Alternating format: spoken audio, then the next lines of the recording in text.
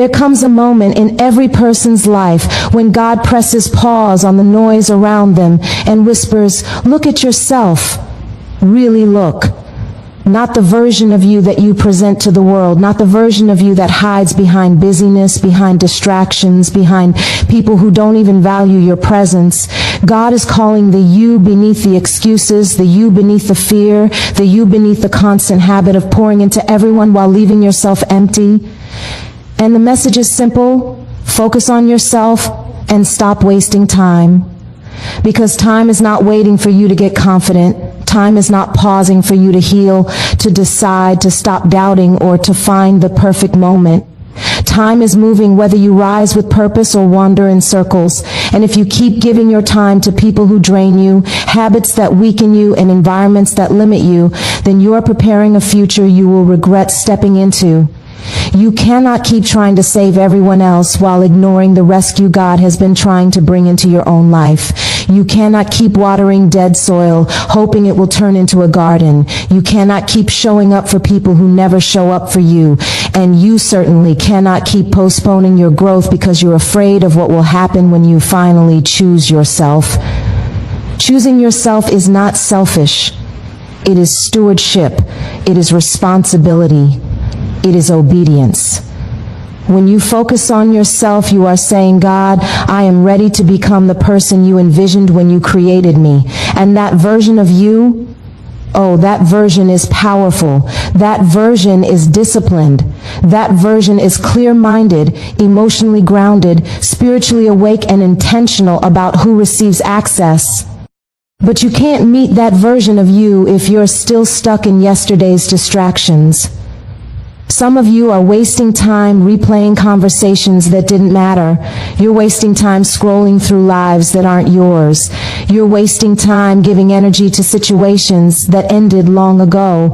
And the sad part is, deep down, you know you deserve better. You know you were created for more. You know you are capable of rising higher, thinking sharper, praying deeper, and living stronger. But your focus determines your future. If your attention is scattered, your destiny will be too. This is the season to get disciplined, to stop doing what feels good and start doing what leads somewhere, to stop apologizing for wanting peace, to stop explaining why you need space, to stop lowering your standards because people prefer the weaker version of you. This is the season to build, not break, to grow, not shrink, to align, not drift. It's time to stop wasting your life waiting for permission from people who aren't even walking in their own purpose. You don't need their approval. You don't need their applause. You don't need their understanding. What you need is vision. What you need is courage. What you need is to finally say, "I choose me. I choose growth. I choose purpose." So focus fiercely, focus boldly, focus like your future depends on it, because it does.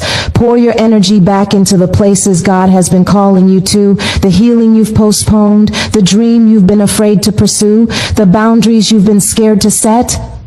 You don't get this life twice. You don't get this time back, and you don't have to stay where you're stuck. Choose yourself. Honor your calling, protect your peace, and watch what happens when you stop wasting time and finally focus on the life that was meant for you.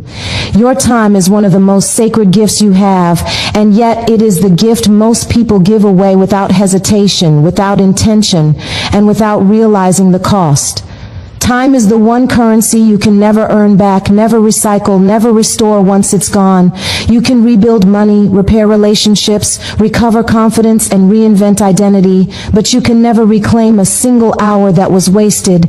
That is why guarding your time is not just important, it is essential for the life you want to create. When you treat your time casually, you treat your future casually. When you give it away carelessly, you weaken the foundation you are trying to build. And when you allow others to decide how you spend your hours, you are silently handing them control over your destiny. So many people find themselves exhausted, stretched thin, and spiritually drained, not because they lack capacity, but because they keep pouring themselves into places where their time has no return. They say yes out of guilt, out of pressure, out of habit, and sometimes out of fear. Fear of disappointing people, fear of missing out, fear of being misunderstood. But every time you say yes to something that does not align with your purpose, you are saying no to something that could have moved you forward. Every unnecessary commitment steals a piece of your focus. Every draining conversation steals a piece of your energy. Every hour spent in a place where you don't grow steals a piece of your potential. Your time is sacred because your calling is sacred. The vision inside you requires clarity, not chaos. It requires intention, not impulse. It requires boundaries, not guilt-driven decisions. If your time keeps falling into the wrong hands, your life will follow. You cannot rise into your purpose while entertaining distractions that are designed to keep you in the same place. You cannot evolve if you keep investing in cycles that lead nowhere. And you cannot become who you were meant to be while remaining accessible to anything and anyone at any time. There comes a moment when you must look at your daily life with honesty. Ask yourself, who or what receives the best of me? Who receives the most of me? And does that investment produce growth, or does it produce emptiness? Sacred time requires sacred choices. It means evaluating your days with the same seriousness that a builder evaluates tools before constructing a foundation. It means recognizing that even small moments wasted accumulate into years lost. It means admitting that not every person deserves unlimited access to you, and not every opportunity deserves your presence. And guarding your time does not mean being cold or distant. It means being wise. It means knowing that you are responsible for cultivating the environment where your purpose can thrive. It means learning that preservation is not selfishness. It is preparation. When you honor your time, you honor your gift. When you discipline your schedule, you discipline your future. When you stop allowing distractions to rent space in your life, you make room for clarity, creativity, progress, and peace. Every meaningful transformation begins with the decision to stop leaking time into spaces that produce nothing. It begins with the courage to say, "This no longer serves me," and to redirect your energy toward what strengthens you. It begins with the realization that your time is too precious to waste on confusion, chaos, or anything that keeps you small. And once you start honoring your time, your life begins to align in ways you once prayed for. Choosing yourself is one of the most misunderstood acts in life. Many people have been conditioned to believe that prioritizing their own well-being, healing, and growth is selfish. But choosing yourself is not selfishness. It is obedience to the call on your life and responsibility for the gift you carry. You were not created to live your entire life responding to everyone else's needs while ignoring your own. You were not designed to shrink your purpose, silence your voice, or abandon your peace just to keep other people comfortable. There is a version of you that God has been calling to rise, but that version can only emerge when you finally decide to choose yourself with intention, courage, and consistency. Choosing yourself means acknowledging that your life is not an accident, it is an assignment. And every assignment requires stewardship. You cannot steward a life you continuously neglect. You cannot manage a purpose you never prioritize. When you choose yourself, you are saying, "I honor what God placed in me too much to keep putting myself last." This is obedience, not to your feelings, not to people, but to the divine responsibility resting on your life. You have a purpose that needs nurturing, a voice that needs strengthening, a future that needs protecting. And none of that can happen if you keep sacrificing yourself at the altar of people-pleasing and unnecessary obligations. So many people confuse self-sacrifice with spirituality, as if burning yourself out is a holy calling. But exhaustion is not a sign of righteousness. Continuous depletion is not a badge of honor. You cannot pour into others from an empty vessel. You cannot guide someone else out of darkness while you keep ignoring your own healing. Choosing yourself does not mean abandoning the people you love. It means showing up for them from a place of strength rather than survival. It means refusing to let guilt, fear, or misplaced loyalty keep you from doing what is necessary for your growth. Responsibility requires boundaries. It requires understanding that access to you is a privilege, not a guarantee. It requires recognizing when someone is benefiting from the version of you that does not benefit you. It requires courage to walk away from environments where you are tolerated but not valued, where you are used but not appreciated, where you are needed but never supported. Choosing yourself often reveals truths you tried to ignore, truths about relationships, habits, and patterns that were silently holding you back. But once you see the truth, you cannot unsee it. And once you know better, obedience demands that you do better. Choosing yourself also means choosing your healing. It means confronting the wounds you tried to bury under busyness. It means admitting the hurt, addressing the trauma, and allowing God to restore what life tried to break. Healing is not a luxury, it is a responsibility. Your future self depends on how willing you are to deal with the pain you've been avoiding. Ignoring your healing only prolongs cycles that drain you, distract you, and derail you from your purpose. When you choose yourself, you begin to see your identity differently. You no longer move from a place of desperation, but from a place of dignity.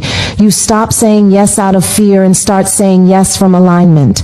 You stop shrinking to fit into spaces you have outgrown. You stop apologizing for your standards. You stop betraying yourself to be accepted by people who don't even value themselves. Choosing yourself is not an act of selfish ambition. It is a declaration that you are ready to live with intention, clarity, and purpose. It is the moment when you decide that the life inside you is worth protecting and the calling within you is worth honoring. It is obedience to the path designed for you and responsibility for the future waiting on you. And once you make that choice, everything connected to your purpose begins to shift. You rise differently. You move differently. You live differently because you finally chose the version of yourself you were created to become. Destiny is not built on moments of inspiration. It is built on patterns of discipline. Feelings rise and fall. Motivation comes and goes. Excuses are always available. But discipline is the one thing that does not negotiate with your emotions. It does not wait for perfect conditions. It does not bend for comfort. Discipline is the bridge between the life you dream about and the life you actually live. Without discipline, potential becomes wasted, purpose becomes delayed, and destiny becomes a distant possibility instead of a transforming reality. There will be days when you feel strong, confident, and clear, and discipline will feel easy. But there will also be days when your spirit feels heavy, your mind feels foggy, and your heart feels tired. It is in those moments, when everything in you wants to postpone, pause, or quit, that discipline steps in as your anchor. Discipline is deciding to keep moving even when your feelings tell you to retreat. Discipline is choosing alignment over emotion, action over hesitation, and purpose over comfort. Excuses are the silent thieves of destiny. They disguise themselves as logic, as timing, as protection, as not the right moment yet. But excuses always lead you back to the same place, stuck, frustrated, disappointed, wondering why your life isn't changing. You cannot build a meaningful future on the foundation of excuses. You cannot transform your life while defending the habits that keep you stagnant. Every excuse you entertain becomes a brick in the wall that separates you from the person you were created to be. Discipline does not ask you how you feel. Discipline asks you who you want to become. And becoming someone stronger, wiser, healthier, and more powerful requires consistency. Not intensity for one day, but intentionality over many days.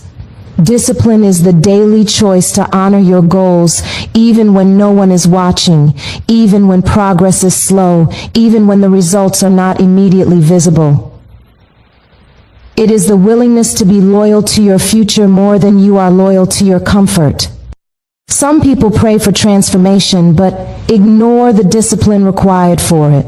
They want clarity without commitment. They want elevation without effort. They want breakthrough without boundaries. But destiny responds to discipline. Miracles align with movement. Favor flows where there is faithfulness. You cannot skip the process and expect the promise. Discipline is how you prepare yourself to receive what you've been asking for. Your destiny is shaped by the small decisions you make every day, the habits you build, the boundaries you set, the responsibilities you embrace, the actions you take even when you don't feel like taking them. These are the materials that construct your future. Discipline teaches you to show up for yourself. It teaches you that you are capable of consistency. It teaches you that you do not need to be ruled by impulses or emotions. It teaches you that you can trust yourself to follow through. There is a version of your life that only discipline will unlock, the healthier version of you, the financially stronger version of you, the spiritually grounded version of you, the emotionally stable version of you, the deeply confident version of you. None of those versions appear through wishful thinking. They emerge through disciplined actions that accumulate into transformation. Discipline is not punishment. It is protection. It protects you from your own limitations. It protects you from the traps of comfort. It protects you from cycles that have robbed you for years. It protects you from being swayed by temporary emotions that could sabotage permanent blessings. Discipline keeps you aligned with what matters, even when distractions try to lure you away. And when you look back months or years from now, you will not remember the discomfort of discipline. You will only see the fruit. You will see the strength you built, the opportunities you created, the peace you protected, the goals you achieved, and the person you became. Discipline shapes destiny because it shapes you. It molds your character, strengthens your resilience, and turns intention into impact. When you commit to discipline, you commit to the future you've been praying for. You stop being driven by feelings and start being guided by purpose. And that is how destiny unfolds.